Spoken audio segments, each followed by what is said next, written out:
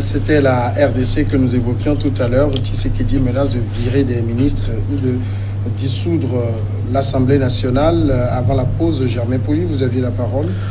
Oui, alors je disais que je pense que c'est des effets d'annonce qu'il recherche, sinon pratiquement il ne peut pas le faire, ce n'est pas dans son intérêt, parce que généralement dans ce genre de situation, quand un président dissout l'Assemblée, c'est qu'il est sûr d'avoir véritablement une bonne partie du peuple derrière lui et que la nouvelle Assemblée qui va arriver lui sera favorable, donc va lui donner la majorité pour qu'il puisse avoir les coudées franches et diriger ce qui n'est pas le cas en RDC, surtout un an après une élection présidentielle qui a été menée dans des conditions assez spécial, dont le résultat a été accepté, mais dont la transparence n'est pas totalement avérée, mais on salue quand même cette alternance-là, surtout cette cohabitation-là. Et jusque-là, il y a eu plusieurs problèmes. Et il faut le dire, les deux hommes, l'ancien président Joseph Kabila et le nouveau chef d'État Félix Tshisekedi se rencontrent régulièrement. Ils se sont vus d'ailleurs en décembre. Et ils ont échangé sur des situations qui indisposent les uns et les autres. Il s'agit essentiellement des nominations à des postes. Là, il y a la grande société des mines, donc de la RDC, la GICAMINE, dont le président d'administration, le PCA, a été nommé, qui est un proche de Kabila. Il y a aussi la Société nationale des chemins de fer, donc dont le directeur général a été nommé, qui paradoxalement est un proche de Katumbi. Et donc c'est des nominations qui ne sont pas passées comme des lettres à la poste. Et les uns estiment que le président, avant de nommer, doit le faire en conseil des ministres. Et le président, lui, l'estime que la Constitution ne fait pas de lui, il ne doit rien au Parlement ni au Conseil des ministres. Et puis on sait que certaines nominations ont été discutées au Parlement et où on estimait que c'était pas opportun, où on contestait un peu les personnalités nommées, donc ce qui montre quand même qu'il y a un malaise. Et puis il y a plusieurs autres nominations qui sont attendues. On sait même déjà pour la nomination du Premier ministre, ça a pris beaucoup de temps, la formation du gouvernement également. Maintenant il y a des ambassadeurs à nommer, il y a des DG et tout cela à nommer, et le président du Conseil supérieur de la magistrature et tout ça. C'est assez de postes et les nominations ne sont pas du tout faciles. Et donc aujourd'hui, Kabila est obligé de négocier ces nominations-là avec son partenaire qui a la majorité à l'Assemblée. Mais en même temps, il veut, parce que quand il est arrivé au pouvoir, on a estimé qu'il ne gérait rien, puisque même dans la formation du gouvernement, Kabila a beaucoup pesé. Et quand vous l'écoutez aussi, quand il dit que si un ministre conteste ses décisions, surtout les ministres que lui l'a nommé, ce qui suppose qu'il y a d'autres ministres qu'il n'a pas nommés, donc il va virer ceux-là qu'il a nommés. Donc ça prouve qu'il n'a pas les coudées franches, mais cette cohabitation lui est bénéfique parce que lui permet de diriger le pays, mais de partager le pouvoir. Et je pense qu'il a accepté cela en signant cet accord-là avec le camp Kabila. Maintenant, ça ne fait qu'un an, c'est pas encore un long chemin. C'est normal qu'il y ait des difficultés de démarrage. Et je pense que cette sortie-là à Londres n'est pas du tout la bienvenue parce qu'elle a permis au camp Kabila de répliquer de manière acerbe pour lui dire qu'il ne détient pas la totalité du pouvoir et qu'il pouvait, sur la même base de la Constitution congolaise, être poursuivi pour haute trahison, un peu comme ça se passe aujourd'hui aux États-Unis. Thierry, quand on sait, dans le cas de Félix Tshisekedi, tout ce qui a suivi son élection, toutes les contestations, finalement tout le monde s'est dit il n'a pas gagné, mais c'est un moins de mal parce qu'on a eu l'alternance. Quand on est dans cette posture-là, on ne peut pas aussi exiger des choses. Je vais dissoudre l'Assemblée, je vais limoger des ministres. On ne peut pas parler de cette manière-là. Oui, vous savez qu'on l'a toujours présenté comme un pantin, que c'est Kabila et son clan qui continuent de diriger le pays. Donc, face à la diaspora, il veut donner l'impression qu'il est le seul maître à bord. Donc c'est un coup de communication. Et à cette allure-là, je crains que cette cohabitation puisse aller jusqu'à terme. C'est-à-dire qu'avant les 5 ans, je vois ce qui peut arriver, parce que aujourd'hui, Tshisekedi se sent seul. Il est acculé par le clan Kabila, et au même moment ses anciens amis de l'opposition. Donc vous voyez que il cherche à être au-dessus de la mêlée. Jamel l'a dit tantôt, il y a plusieurs nominations qui vont suivre. Ce n'est que en faisant passer ces hommes qu'il va véritablement asseoir son pouvoir. Mais malheureusement, il n'a pas tout le contrôle pour que ces hommes puissent passer. Je crois qu'il va être beaucoup plus diplomatique, aller au fond dans les négociations pour qu'il puisse en tout cas passer ces hommes. Et puis il faudrait que ces hommes-là qu'il va placer à la tête des institutions ou des sociétés d'État, il faudrait que ces hommes-là puissent faire leur preuve, parce qu'il y a déjà une affaire qui l'éclabousse avec Vital Kamerhe. Et donc vous voyez, c'est un peu difficile pour lui, au-delà du volet politique de la chose, il y a le volet social. Il veut aussi faire plaisir, en tout cas, à la population qui attend toujours beaucoup de cette alternance-là, mais qui va encore attendre beaucoup. Et puis, à mon avis, et Tshisekedi, j'ai l'impression, comme il voyage trop, au lieu de se consacrer aux affaires intérieures de son pays, parce que au Congo, c'est des problèmes d'infrastructures routières et ferroviaires et aériennes, parce que avec les accidents et tout, et ça là, il y a les épidémies, tout ça là. Donc il faudrait qu'il puisse, même les menaces, puisque de temps à autre, il y a toujours de ces groupes rebelles là, dans l'Est surtout. Voilà, donc vous voyez, c'est tout un problème. Il faudrait qu'il soit un bon manager pour que son mandat, en tout cas, soit concluant à la fin. Mais quand il menace de dissoudre l'Assemblée, c'est qu'une chose est sûre, il a ce pouvoir. Oui, la Constitution lui donne ce pouvoir, mais ce pouvoir s'exerce dans certaines conditions, et c'est ce que la présidente de l'Assemblée lui a rappelé aujourd'hui. Mais c'est vrai que par rapport à la dissolution de l'Assemblée, il dit qu'on lui prête des intentions. Il n'affirme pas, parce qu'il sait, au regard des résultats des précédentes élections, que actuellement le vent ne lui est pas favorable pour tenter une telle aventure. Mais ça peut être une menace. Le camp Kabila, qui est un peu plus serein, donc lui a répondu et l'a menacé aussi à son tour de pouvoir, parce qu'avant de dissoudre l'Assemblée, il faut qu'il tente d'abord il faut qu'il y ait une crise. Le camp Kabila estime qu'il n'y a pas une crise, et s'il y a une crise, il faut d'abord discuter avec le Premier ministre, il faut discuter avec le président de l'Assemblée nationale, et c'est quand il y a échec à ce niveau-là qu'on peut dire effectivement qu'il y a crise avant de lancer la procédure donc de dissolution. Donc, ce qui veut dire que d'abord, il n'y a pas crise selon le camp Kabila, et puis il y a ces deux autres conditions qui seront très difficiles donc à remplir.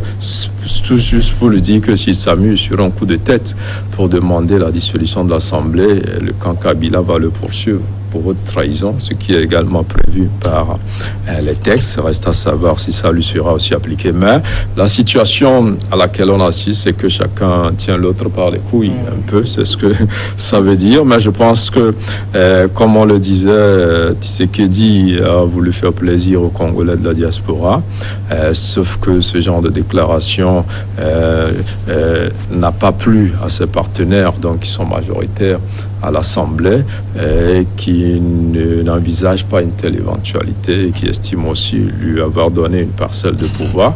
Et donc ça ne s'est pas passé. Et une fois au pays, je pense qu'il va être un peu moins bavard, et s'atteler à régler donc toutes ces nominations qui sont en attente, on en parlait, et autour desquelles il y a vraiment de la discorde. La Gambie, c'est notre second sujet. L'ex-président gambien Yaya Jammeh, en exil en Guinée équatoriale depuis sa chute du pouvoir il y a 3 ans, serait immédiatement arrêté s'il revenait au pays et poursuivi pour les crimes durant 22 ans de pouvoir. C'est le ministre gambien de la Justice qui l'affirme. Si jamais l'ancien président Yaya Jammeh retournait au pays, il serait immédiatement arrêté. Il serait poursuivi pour les plus graves affaires, a déclaré Aboubacar Tambadou dans un discours consacré à la nouvelle année judiciaire en Gambie. Dans un récent enregistrement diffusé sur les réseaux sociaux, M. Jammeh réclamait le respect de ce qu'il considère comme ses droits, et notamment celui de rentrer. Des milliers de ses partisans ont également manifesté jeudi dans la capitale Banjul pour réclamer son retour d'exil. Ça veut dire, Thierry Afanouke, que le retour, sur le principe, les autorités gambiennes n'y sont pas opposées, mais s'il revient, il sera accueilli. Ah oui, parce qu'il a fait trop de mal à son pays. D'ailleurs, la commission Vérité et Réconciliation travaille sur les crimes commis sous le règne de Jammeh. Et puis Jammeh, de retour en Gambie, je crois que ça serait une menace pour la stabilité que ce pays a retrouvé depuis quelques mois avec l'alternance. Et je crois que Jammeh, en voulant rentrer, veut faire parler de ses droits, puisque avant son départ, la communauté internationale l'avait rassuré que si jamais il quittait le pouvoir, en tout cas de son propre gré, il y aura des passerelles. Si jamais il voulait revenir, il pouvait le faire. Donc vous voyez qu'il est en train de surfer sur cela. Je ne sais pas, c'est un fin politicien. Les informations qu'il a, peut-être qu'aujourd'hui, les Gambiens, en tout cas une partie des Gambiens, ne sont pas satisfaits de la gouvernance de Barrow. Oui. Donc il est en train de tâter le terrain, voir s'il est encore populaire dans le pays. Vous avez vu la manifestation de ses partisans. Tout ça là, Jammeh n'est pas un enfant de cœur, mais ce qui est sûr, c'est que la justice l'attend. Le ministre de la Justice est clair là-dessus. Jammeh, si jamais il met pied à Banjul, il sera bien accueilli et directement, je crois que c'est la case prison. Voilà.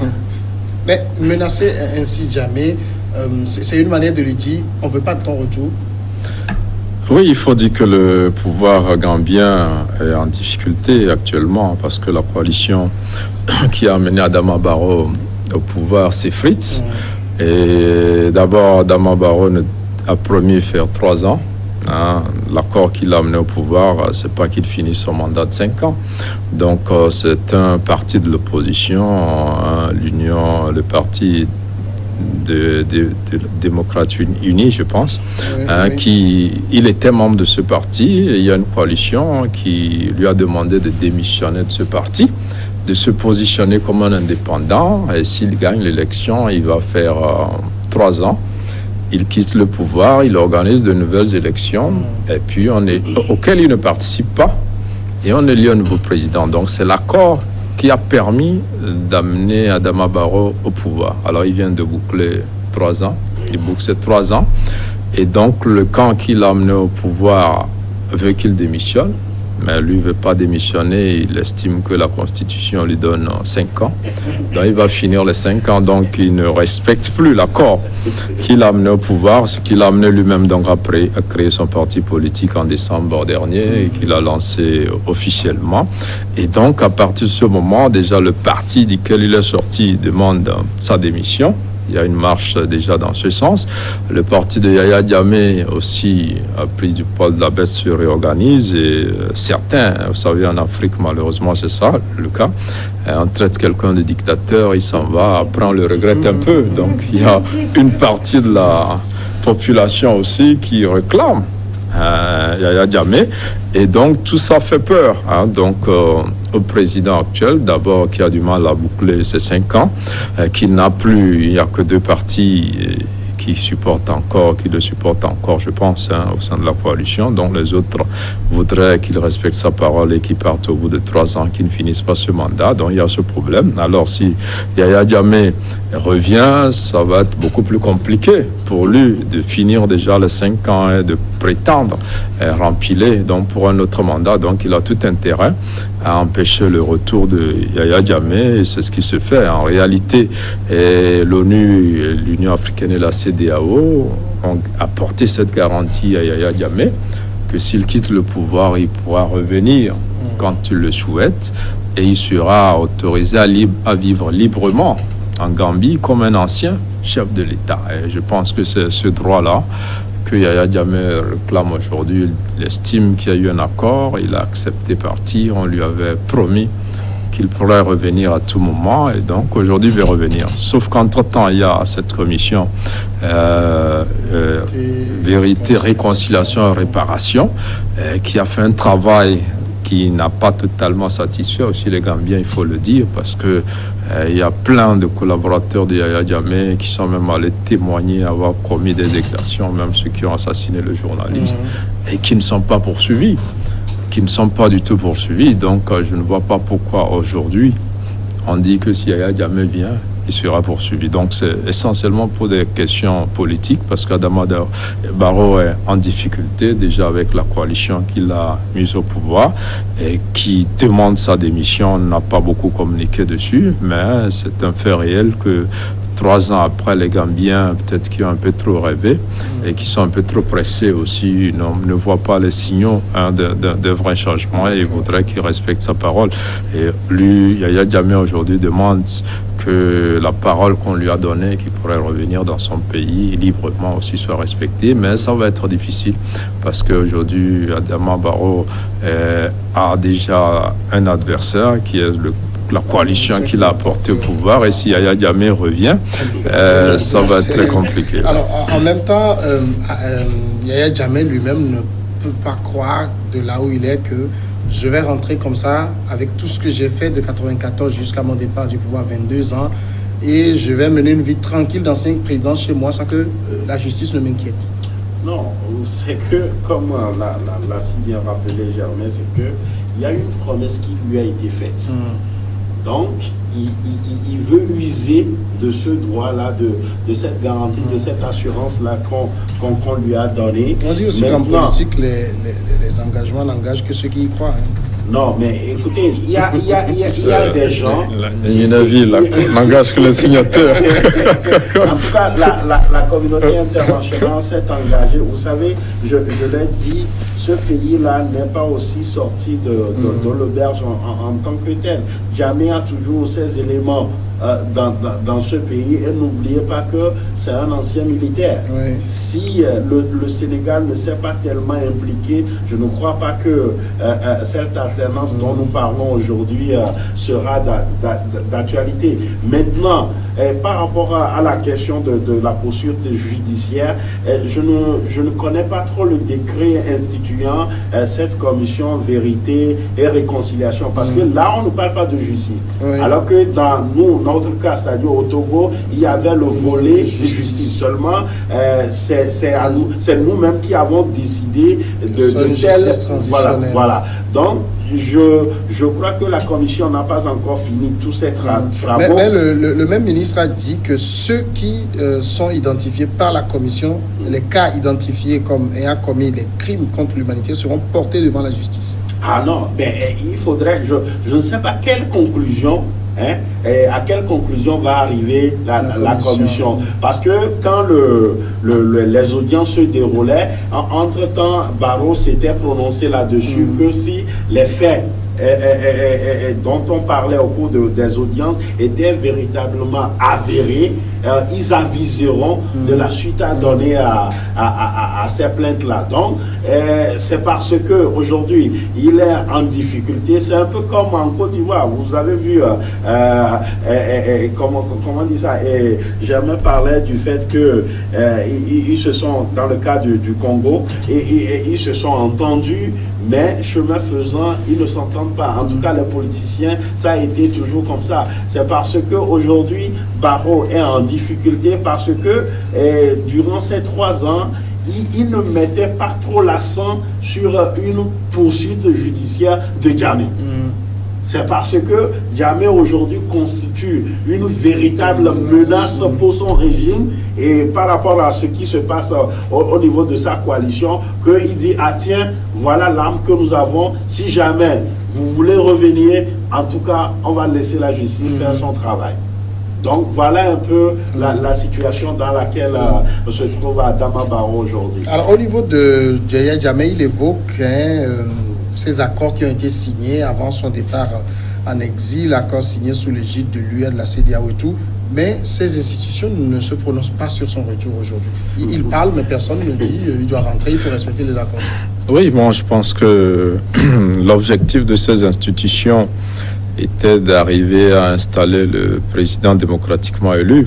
Donc il fallait rassurer Yahya Jammeh et accepter de lui consacrer certaines conditions qui pourraient le motiver à partir. Mais je pense que lui devrait quand même déjà s'estimer heureux d'avoir trouvé un pays d'asile en Afrique où il est bien accueilli, ou même en fin d'année, il a fait un grand show avec Koffi Olomide.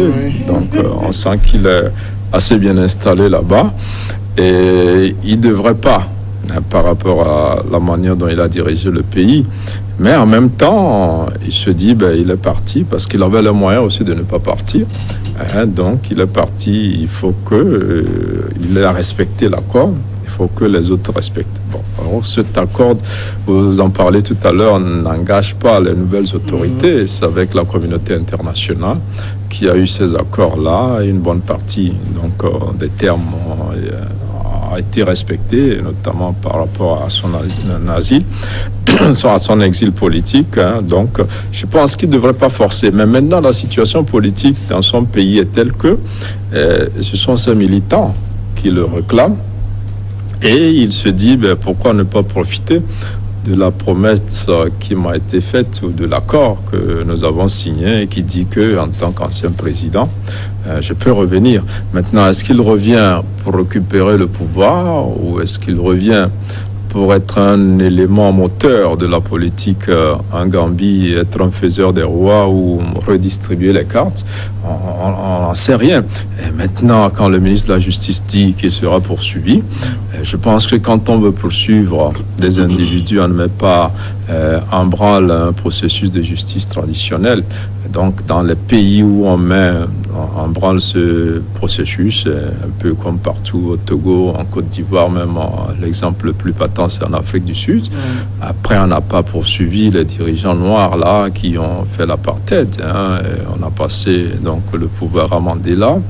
Et puis c'est fini. Donc c'est un peu ça. Quand on choisit la justice traditionnelle, c'est qu'on ne poursuit plus. Et puis quand ils disent qu'il sera poursuivi, alors que les hommes de main de Yahya Jammeh qui sont allés témoigner devant cette commission-là ne sont pas du tout inquiétés. Il y a plusieurs victimes qui ont demandé à ce qu'on les poursuive. On n'a poursuivi personne.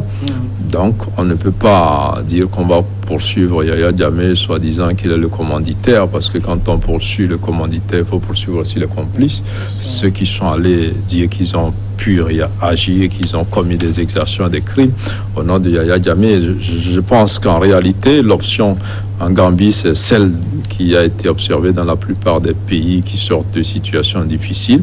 C'est une commission vérité, justice, réconciliation qui exclut donc la justice traditionnelle et qui opte pour la justice transitionnelle. Maintenant, pour des raisons politiques, on veut faire entrer la justice en scène pour dissuader Yahya Jammeh de revenir dans son pays. Qu'est-ce qui gêne tant Yahya Jammeh aujourd'hui dans son exil? Il est très bien là où il est. C'est un homme de pouvoir. C'est un homme de pouvoir, vous savez. Je n'ai jamais été au pouvoir, mais je sais une chose, c'est que quand on est au pouvoir, c'est difficile de le quitter. Et puis, peut-être de loin, il estime que la façon dont son pays est dirigé aujourd'hui ne va pas dans le bon sens. Et n'oubliez pas qu'il fait souvent cas de Dieu. Peut-être qu'il se voit qu'il a encore son rôle à jouer dans ce pays-là. Et puis, vous savez, il faudrait que la communauté internationale soit sérieuse quand elle amène deux camps à signer des accords. Pourquoi je le dis? Si ça a été possible en Centrafrique, parce que vous voyez, Joto Dia et les autres anciens chefs d'État, ils viennent et ils repartent. Personne ne les inquiète. Alors que Joto Dia, sous son règne, vous avez vu tous les crimes qui ont été commis. Et aujourd'hui, il arrive, il est même en premier reçu par l'actuel président. Donc, il faudrait que, quand on signe les accords, il faudrait que les deux parties puissent les respecter. Sinon, quand la même situation va se présenter dans un autre pays, vous allez constater que celui à qui on demande de quitter le pouvoir, il lui serait difficile de s'exécuter. Donc, il faudrait... Mais c'est quand même trop tôt dans le cas de Jammeh de dire je veux rentrer. Jammeh, je l'ai dit, c'est un politicien. 3 ans éloigné de son pays, il voit que la situation lui est favorable, il peut revenir peut-être et reprendre les choses en main. Vous savez, nous les Africains, Jammeh l'a dit, nous avons cette particularité-là. C'est les mêmes qui l'ont décrié hier, qui peut-être demain vont l'adouber. Vous voyez? Parce que le fait de passer tout ce longtemps là aussi au pouvoir, peut-être à un moment donné, il n'a pas fait que du mal à son pays. Peut-être certains ont la nostalgie de tout ce qu'il a fait pour notre pays et pour la Gambie. C'est comme aujourd'hui, certains ont la nostalgie du temps et il y a des morts. Donc vous voyez un peu, les gens vont jusqu'à loin pour dire qu'aujourd'hui on ne gouverne pas le pays, qu'au temps des morts, les choses ne se passaient pas de cette la sorte. manière. Nous allons partir maintenant pour la pause et on revient après le journal pour continuer.